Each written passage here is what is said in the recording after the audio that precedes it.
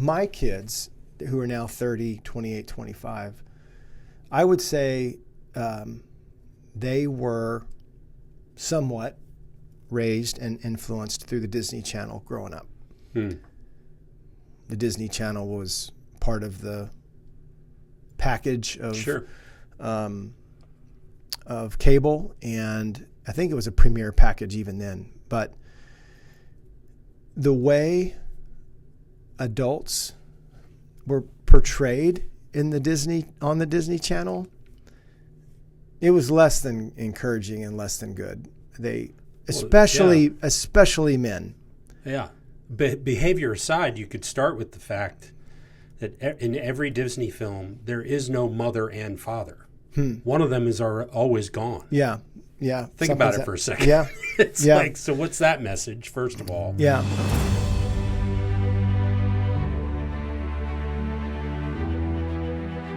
With God, there is always more. More love, more life, more freedom. Welcome to Zoe's Exploring More with Michael Thompson. C.S. Lewis once wrote, "Our Heavenly Father has provided many delightful inns for us along our journey, but He takes great care to see that we do not mistake any of them for home." Join me and the team as we explore the kingdom together, discovering the deep truths and offering encouragement for the journey. There is always more. Welcome, friends and allies, to the Exploring More podcast. Back again. True confession, same clothes, same day, next session. Yeah, but you're hearing this a week later. A week after you heard the last episode. Yeah, the first one. And this weekend is our first Dangerous for Good Men's Summit this coming weekend, August 2nd and 3rd, in Ohio, Xenia, Ohio, home of Athletes in Action.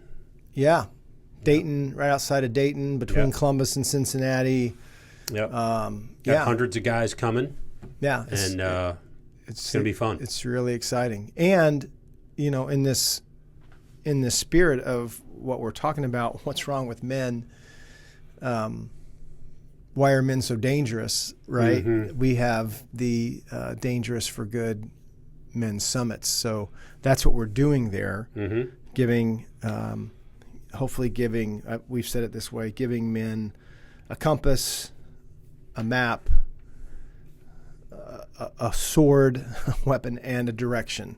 Yeah. To move towards orientation and how recovery, we talked about in the last session, what does it look like to recover your masculinity? Yeah.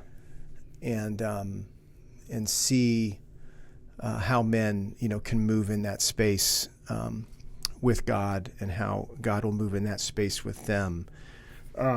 If they're anything like I am, they'll be like, "Wait a minute, there's a map, there's a compass. What? Yeah. What are you talking about?" I was thinking about the compass thing too, and I think it's more like Captain Jack Sparrow's compass.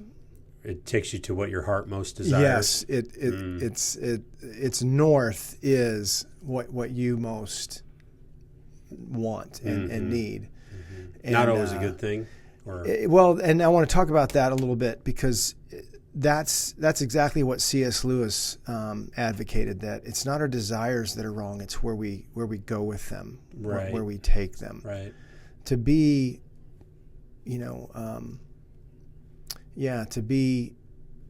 I've said it this way, the desire to have a motorcycle. Well, why? Because they're cool.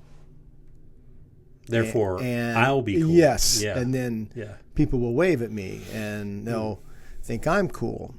So there's always a couple layers a little bit deeper to the why. Why I'm trying to think of it's Mere Christianity that talks about ethics and morals and a moral compass and Lewis says, you go across cultures, forget the religious beliefs, but the moral and ethic is, you can have a wife, but you can't have mine. Right. Even if I have there's a universality to morality. Even if I have 7 of them. Right.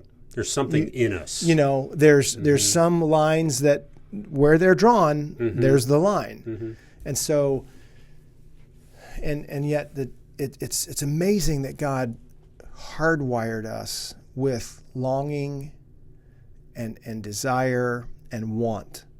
Yeah. And so how does a man learn, what that those desires innately are good? They don't have to be synonymous with sin. Desire is not synonymous with sin. But it's the desires that men have that in many, many ways make us masculine. I think there's a feminine list that there's crossover and connection between the two, but it looks a certain way with men. And so, yeah, and then how can that be corrupted? How can that be mishandled? How can that mistakenly be pursued in a direction that ultimately is dangerous, detrimental to not only the man, but whatever's in his sights and however he's going about that. We talk what is in the wake of casualties. Yeah. In a man's life is not the only, but is potentially a pretty good commentary on, is he a good man? How many people are laying back there, run over, and what is he learning, from those spaces as we walk with a variety of men, from successful in let's say measured by the square footage of their home, boats, vehicles, numbers, and there's no recipe there for goodness or even ability to be settled.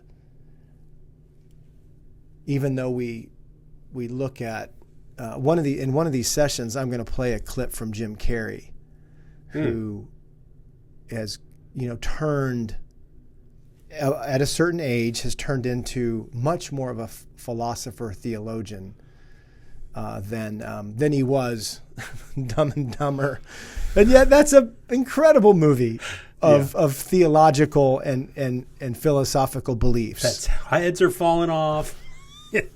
I'm so tired of having nothing and being nothing. Yep. The moments of sobriety in that film, I'm not sure they outweigh what you have to endure and all the rest of it. But that's significant. So before we take a break, I just want to hit. We talked a lot last time about how what's wrong with masculinity, and we went into particularly how it's portrayed. And I was thinking some more about this, and I was thinking about in those iconic spaces, particularly of television and movie. I mean, it is such a powerful medium.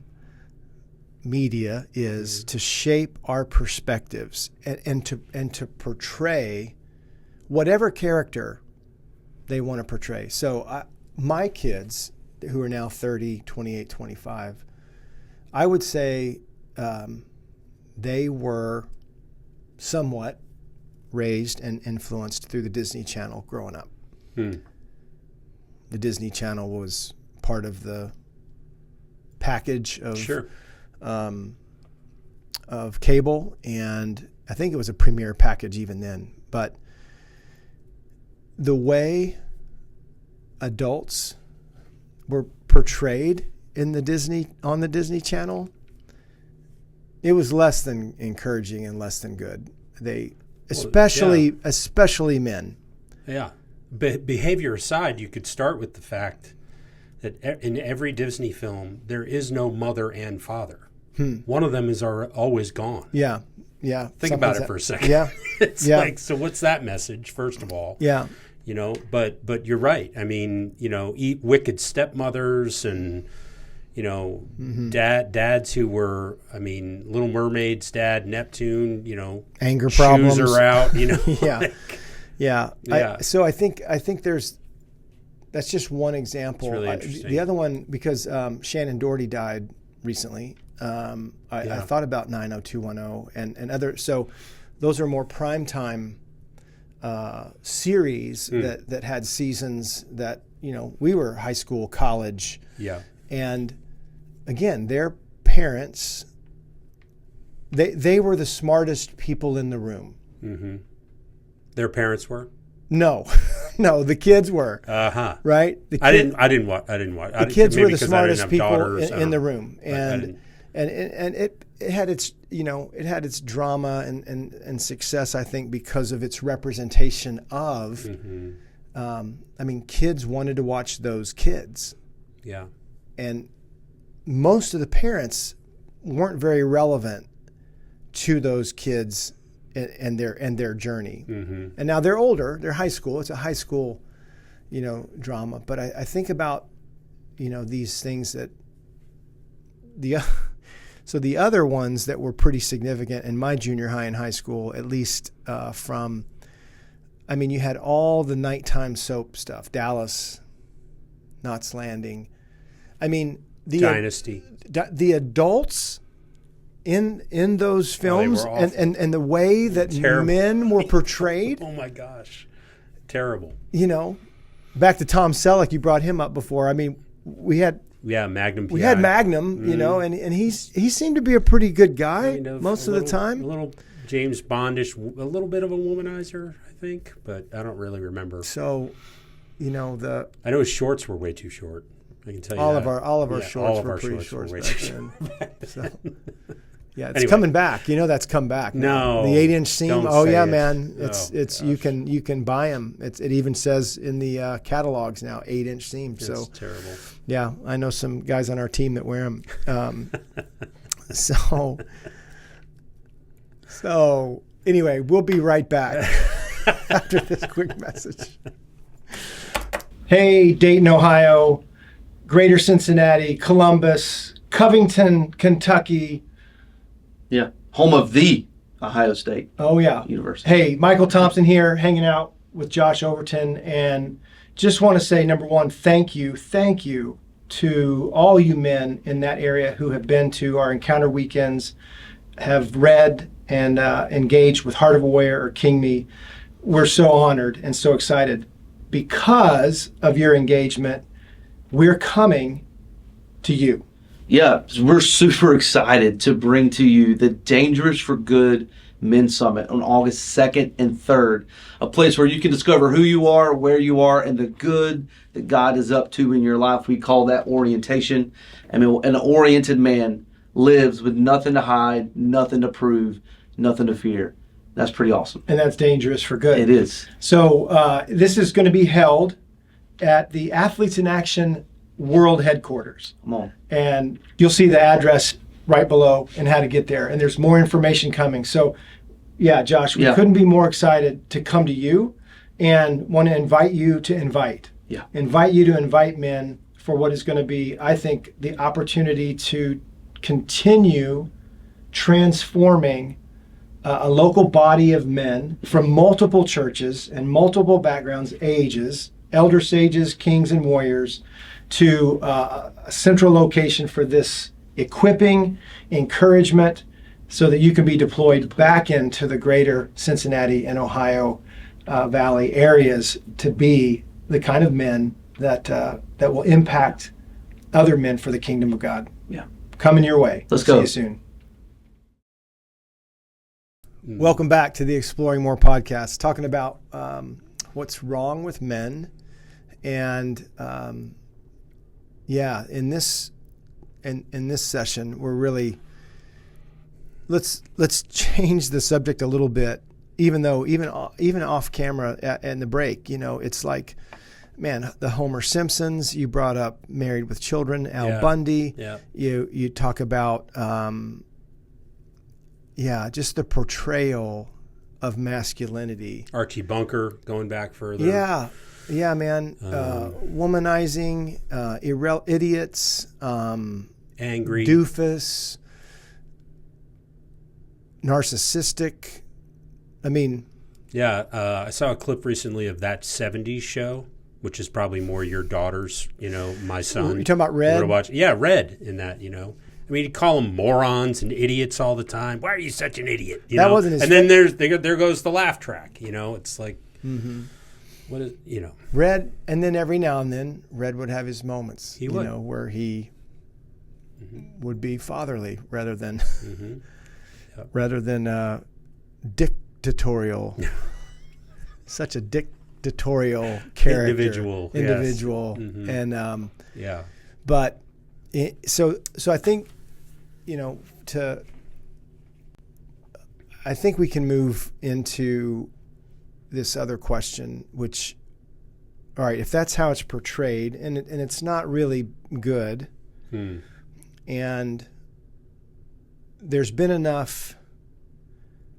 just been enough masculine support of those portrayals to where we don't like it, but sometimes we laugh along with it, and other times we wish it was kind of like that. In the misogynistic, patriarchal, man in control, strength isn't for encouraging and helping others. Strength is for making others afraid. Yeah, enacting your will, or come under your, your ability. So those, the shift though, SJ, to so what should it look like? I think then could also closely connected to that would be then and how should it be portrayed? Well, what should it look like and how should it be portrayed? And so I'm going to bring up another huge problem in this whole thing. Great. Yeah, this is huge.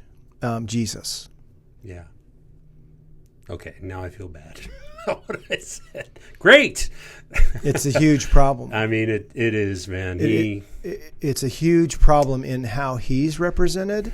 This is directly to this how he's portrayed. We have had enough experience over the last 2 decades in this game that most men confess that the Jesus that they were presented is not an image that they wanted to be like. Yeah. It's a huge problem. Yeah. Especially when you bring in the whole subject, which is often connected to, unfortunately, more toxic spaces than more encouraging spaces, and that's this idea of biblical manhood, biblical masculinity. Yeah. And I think there's Are you so talking much about the Old Testament? There's so much confusion in that space. That's the first thing I hear. That what about the Old Testament? You have women that cheer that on, and you have women that raise the other eyebrow. Yeah.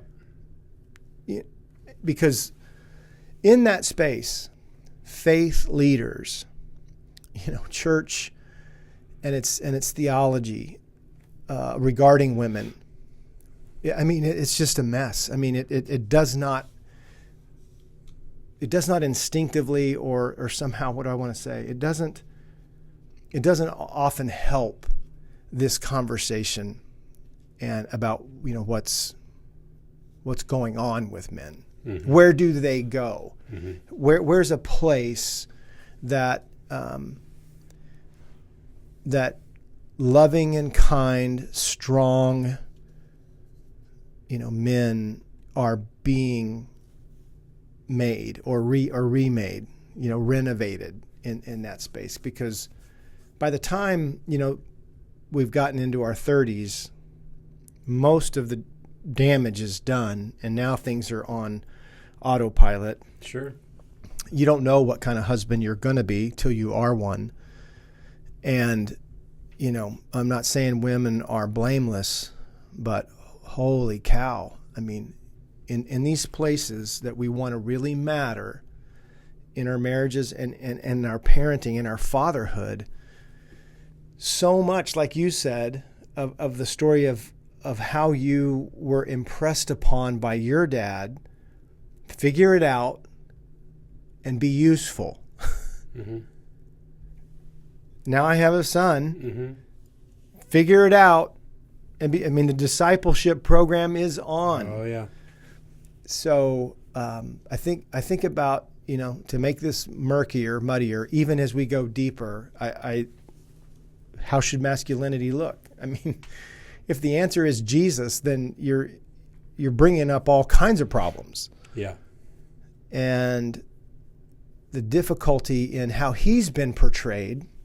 What is his relevance anyway in masculinity and femininity, for that matter?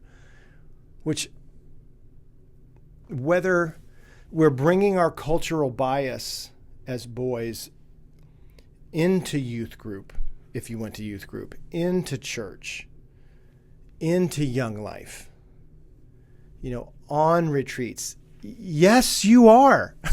No question. The effect of part one is actually impacting you more in your idea of what. Oh, no question. We're supposed to be, disciples of Jesus, no matter when you entered into the program. Yeah. Whether you were in youth group or whether you were an adult, but you're coming into that being discipled at home to the point of our last episode already, and then you're supposed to follow this other guy that's like somewhere, someplace. What? I don't understand. And then I'm leaving. I'm coming to youth group because I get a snow cone and a Rice Krispie treat, and then I got to go home back to the guy that beats me. Maybe he's not kind. Right. I mean, so yeah. How does it translate? Like where? It's a great I think question. So many men. What just came up in me is, and women too. Where is he? All right. When I was in that discipleship program, yeah. and being told, figure it out, or worse. Yeah. Some guys and some women had it. Where is this Jesus that I'm supposed to follow? I just made it, I know, even murkier. Yeah, that's the point.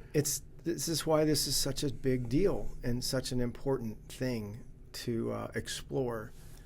And I don't know. I'm kind of out of that game. I mean, we'd have to get Caleb and Josh in here maybe to talk some more about a younger generation than me. Sure. To talk about what did they talk about masculinity in young life? Did they talk about what it was or what it looked like? What does it mean to be? Was there? A did man you separate the guys? After God's own heart? The guys and the girls, right. And or was it more babysitting? Or just fun? I mean, and I'm talking about not just. I mean, youth group and. Yeah. Is there anybody talking to boys about this? And so back to getting on track. How should masculinity look? That's one answer. Good men should be talking to boys about discipling them. it. Right.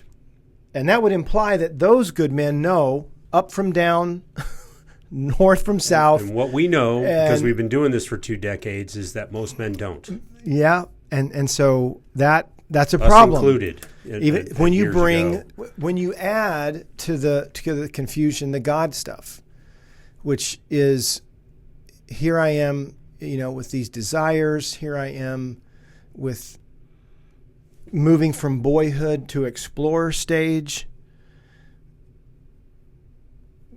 Girls are changing. Media is telling me. My dad's not saying much. He's dropping me off and picking me up. Mm-hmm.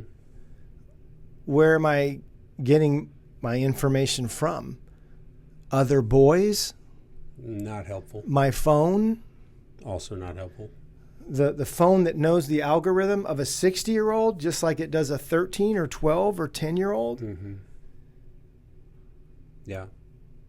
This is adding. How did we get here? What are we up against? Yeah. And so when you drop Jesus into it, which he knows I'm talking about him right now, and I love him and he loves me, but it makes it even messier when our view our portrayal of Jesus is far less relevant to masculinity, and femininity has a whole other conversation. But staying on track, right? It makes it. How can he be so irrelevant in that conversation of what it is to be a man, what it is to be masculine, what it is to be feminine, and to bring an understand. I think we've said this. I've said this so many times on the podcast. I think that The Chosen has probably given us the best portrayal of what Jesus might have been like. I'm not going to say looked like, but what he might have been like. Yeah. To encounter him, to experience him, and to be. I think he inspired men to be like him. And the reason I say that is that's what they did. Right. Even though they didn't fully know all of what that meant. Yeah. Those cats became the central figures in the book of Acts. They were discipled by him. And then they wrote the New Testament. Absolutely. They were discipled by him. And just to go back to what you said a minute ago, why you said something about Jesus being irrelevant. We're not saying he's irrelevant. No. He's in the conversation at large about masculinity, though. He's not a part of the conversation. In the conversation about masculinity and toxic masculinity and all of that, who is saying, wait a minute, we have a role model. Yeah. And he's kind and he's strong and he's safe and loving, patient, and absolutely all these things, and fierce, right? All at the same time, and he makes a mess wherever he goes because he challenges encourages us to look at our perspectives, our behaviors, the ways that we've been discipled, and question them. Yeah. He questioned the status quo, the way things were done, everywhere he went. Yeah. So as that's the messiness of it. Yeah, I think I remember Eldridge in Wild at Heart talking about a Trinity God with a battle to fight, an adventure to live, and a beauty to rescue. Those were three of his big hits. Yeah. Battle to fight, adventure to live, beauty to rescue. Because we're made in the image. Desires of a man's heart. Because we're made in the image of God. Mm-hmm. And that's what God, that's the life of God in three convenient points. Therefore, that's the life that we're being offered. And it's the life that we want. That the life we're being offered and the desires that we have for our lives, those are aligning. Yeah. Those are. They're inspirational to men because it strikes a chord that's in us to be struck, right? Like you said. And yeah, if you look at it longer, it's as you're implying, beyond just what's in us to be struck. There's a greater discipleship plan there. Yeah. Right? Yeah. Battle to fight, adventure to live, beauty to rescue. I mean, that goes beyond just me. Yeah. Or you. That is how God has designed us to operate. So it's well said. And when that began to narrow for me, the distance of all that, Jesus became more and more and more relevant. Yeah. And became not something that I either was told or forced to try to be like, but someone that I actually wanted to be like. And that wasn't until I didn't close the distance on that, honestly, until probably in my 30s. That's interesting. Because you and I ended up in the same place in our 30s, from very different paths. Late 30s, And so I want to talk about one of the things that's missing for men is that model of what does it look like. even if I don't hit the bullseye, we have that big target in here with the sword display. I mean, at least can I hit can I hit the board? Well, and I would say it this way, every Daniel is looking for a Miyagi. Right. Well, that's every disciple, because we're all disciples. Is of it looking something. for a teacher? Right. 100%. And why haven't more of us, because we went through all of the portrayals and the representations of masculinity, why haven't more of us landed on Jesus as the model of masculinity beyond or including he's our Savior, he's our Lord, right? Mm-hmm. Yeah. Which I think in some ways created that distance of, he's the Holy One. I'm not. And whatever other interpretations that made him feel distant. And the way, I wasn't going to go here, but in the way sin and sinner is worn by men and women does not, ironically, one of the most popular sermons, Sinners in the Hands of an Angry God. Mm-hmm. I mean, for goodness sakes, you want to love and be loved by that. You want to trust and be trusted by that. I mean, fear's not being afraid of what will happen to you if you don't can prevent you from doing some things. Fear's a God-given but thing, it's no not doubt, the same right? as I'm afraid at the moment that my microphone's it's going to trip again. Yeah. So, but where I really want to go for just, what do we got, 10, 15 minutes? 10 minutes, is the Christ types. So I was talking about narrowing the distance. Uh-huh. And what I could not and didn't necessarily ascribe to Jesus. For example, if you think Jesus going to the cross, was somehow something he had to do because the Father made him, or something that, what's another angle that I had growing up? Passivity. I had it in a passive category. That. Say more about that. What's that mean? That, and maybe it was just familiarity and having told to me, yelled at me, sung to me that he died for you. He died for your sins. Mm-hmm.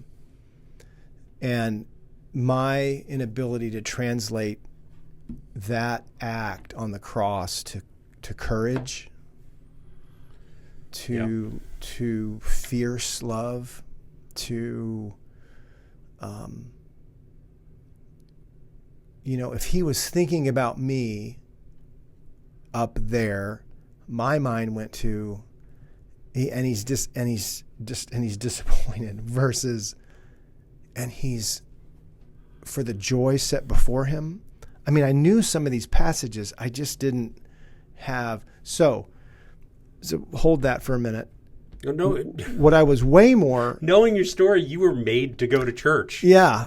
So why wouldn't it translate that he was made to go to the cross? Right? Yeah, all of the subtleties of that of that reality. It's a great point, connecting some of those dots. So I am more motivated by heroic stories, heroic characters. Mm-hmm.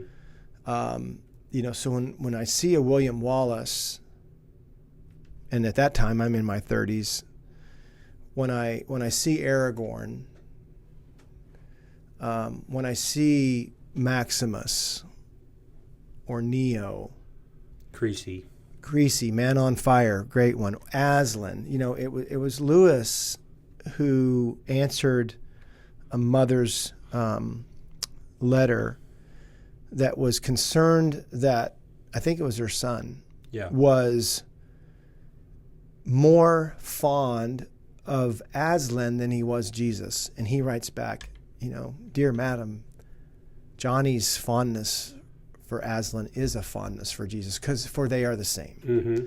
The characteristics of Aslan they get their weight and strength from the very person, not just character, but person of Jesus. That's so helpful. That's so helpful. That what you love about Maximus and what you love about the anything good that is represented in a masculine character gets its goodness from the creator of that good. Mm-hmm. That makes sense to me. Mm-hmm. And that invites me to not just see that character, but see past Miyagi, so all of the goodness of these characters. And these characters have their flaws. They're not perfect. And yet Jesus, Son of God, Son of Man, is, but yet he takes on humanity. He clothes himself. He becomes one of us. He becomes part of us to lead us through this confusion and into intimacy with God, intimacy with the Father as he knows and experiences that. So, he's a source of hope too. Yes. I mean, as you were describing that, the positive traits of those different masculine characters, you can trace them back to Jesus. And yet, even with all our flaws, we have the hope that we can find some way. Mm-hmm. And again, it's so hard to separate. It's so murky. I like that word used earlier. It's hard to separate the punitive. You got to get it right. You got to do the right thing. You got to do more, be more, act more like Jesus, and the reality that he's our ultimate role model. The good qualities of masculinity that we know and we see on occasion from other men come from him. Yeah. But it's not a striving. It's not I got to do it right. So it's really confusing, I think, for many men, myself included. Like, I got to check all the right boxes to be like Jesus. No, I mean, that's not really how it works. Yeah, I think the path of this is not helpful. Okay, great. I'm trying not to just so you know. Yes, so it's you not know. going to be helpful. But because it's not instantaneous. That's what I want to say. That I'm going to say something that's far harder, and there's a reason it's harder that I'd love to go into the next session on. And that is intimacy with God. Yeah. And so as image bearers, we're made for intimacy. Mm-hmm. That's why we were created. Mm-hmm. As men, as women, masculine, feminine, he made them in his image to have a family and to entrust creation. Yeah. And so that I find that helpful in not a poking way, but an inviting and aspiring way. Yeah. Like, what was my role supposed to be? And what is that role model? Is there something that looks like that I can set my course on? And is it attainable? Because that sucks. Mm-hmm. If you're being invited to be something and therefore do something, and you're not going to reach it. And I get the spiritual responses. We're never on this side of heaven. We're not gonna.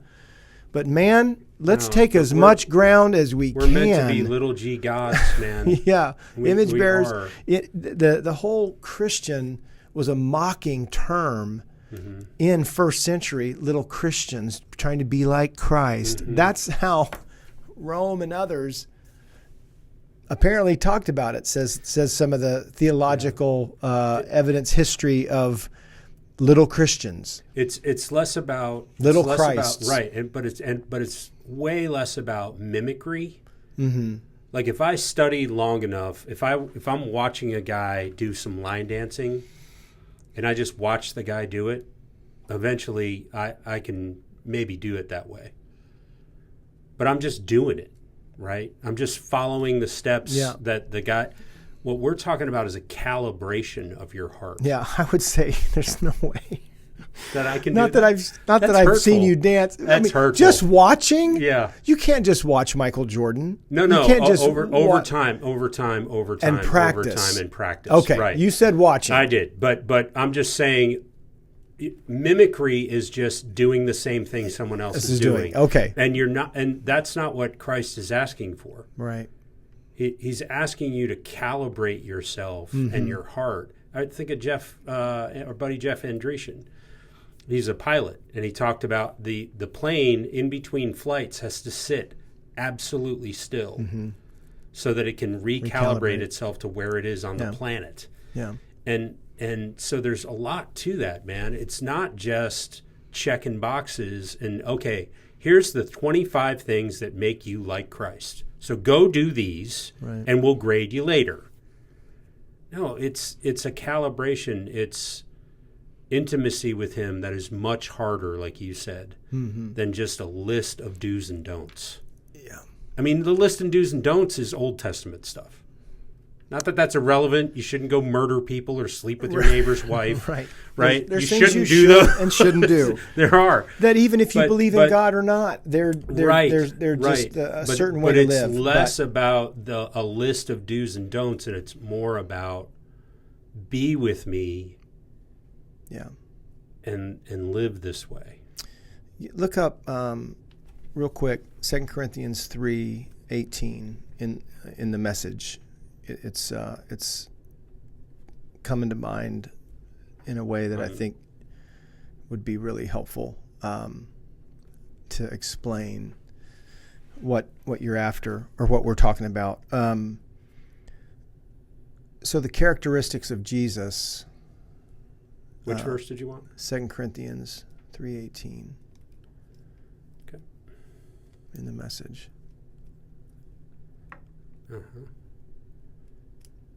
Later, okay. I will review you, Bible app. Just give me a second. Okay. 18, 9 to 11, 16, 18. Whenever, though, they turn to face God as Moses did, God removes the veil, and there they are, face to face. They suddenly recognize that God is a living, personal presence, not a piece of chiseled stone. And when God is personally present, a living spirit, that old constricting sorry, man. And when God is personally present, a living spirit, that old constricting legislation is recognized as obsolete. We're free of it, all of us. Nothing between us and God, our faces shining with the brightness of his face. And so we are transfigured, much like the Messiah, our lives gradually becoming brighter and more beautiful as God enters our lives and we become like him. Okay. Well, podcast over. You literally could mic drop with because your mic is going to fall off. Yeah, my mic is about to it's jacked up. So I'm just going to let it rest on the table. There you go. But that's the what is it to become a man after God's own heart? What is it like to become a man who is one version says with ever increasing glory, right? And it's not mimicking and doing the behavior. It's actually becoming more and more of who you are as a son, right?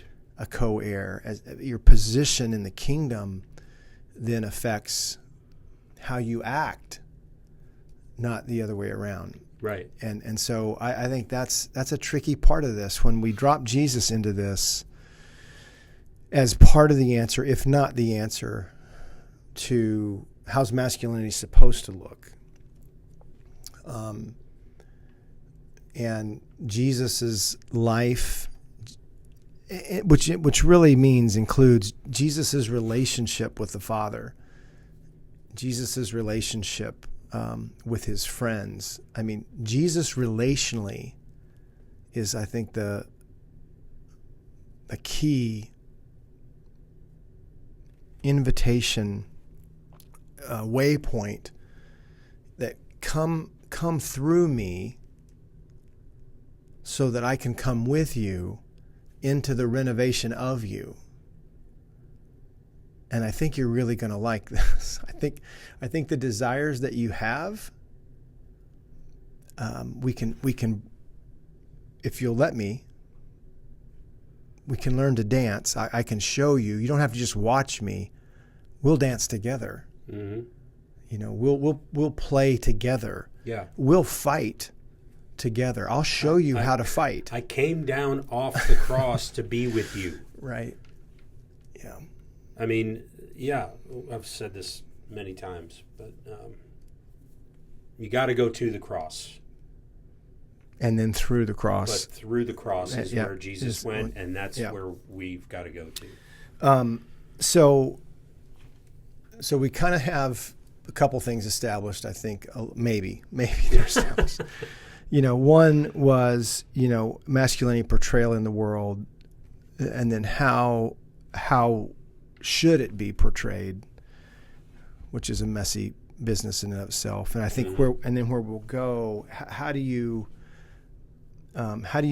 get there? And I want to talk about, I want to kind of go back to the first problem about masculinity and get into the generational spaces. I think there are at least 20 to 25 things that help explain. And if it's that complicated, right, it doesn't mean it's that simple to get out of.